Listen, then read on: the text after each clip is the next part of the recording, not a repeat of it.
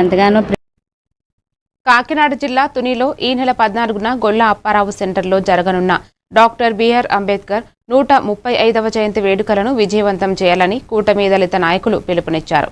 కోటనందూరు మండలంలో నిర్వహించిన మీడియా సమావేశంలో వారు మాట్లాడుతూ తుని, తొండంగి, కోటనందూరు ప్రాంతాల ప్రజలు కుల మతాలకు అతీతంగా పెద్ద సంఖ్యలో పాల్గొనాలని కోరారు. ఈ కార్యక్రమానికి ప్రభుత్వ విప్పు ఎమ్మెల్యే యనమల దివ్య ముఖ్య అతిథిగా హాజరవుతారని తెలిపారు.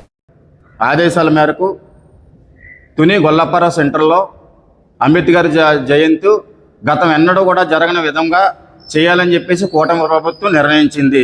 ఈ యొక్క నిర్ణయానికి తుని నియోజకవర్గ కోటనందూరు, తొండంగి మరియు తుని రూరల్లో దళిత నాయకులు, బీసీ నాయకులు అందరూ కూడా కలిసి ప్రతి గ్రామంలోనే మీ గ్రామాల్లో ఉదయం 10 గంటల నుండి 11 గంటల వరకు మీ యొక్క కార్యక్రమాలు చక్కబెట్టుకొని 11 గంటలకు తుని గొల్ల అందరికీ ముందుగా జై భీము.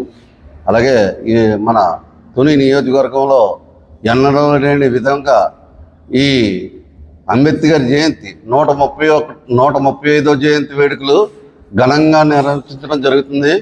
ఈ యొక్క కార్యక్రమానికి మన ప్రభుత్వం ఇప్పుడు ఎన్నడూ లేని విధంగా 125 అడుగులు కార్యక్రమాలు కూడా చేయడం జరుగుతుంది. మా మండల అధ్యక్షులు ఘాటి రాజబాబు గారి ఆధ్వర్యంలో ఇవన్నీ చేయడం జరుగుతుంది. మా మండల వేజ్ కూడా అన్ని కార్యక్రమాలు ఏది జరిగినా సరే 125వ అడుగుల విగ్రహాన్ని మన విజయవాడ నడిబొడ్డున దాదాపుగా 8 ఎకరాల విస్తీర్ణంలో మరి కూటమి ప్రభుత్వం ఏర్పాటు చేసి యావత్ దళిత జాతికి కూడా ఈ కూటమి ప్రభుత్వం అంకితం చేసింది.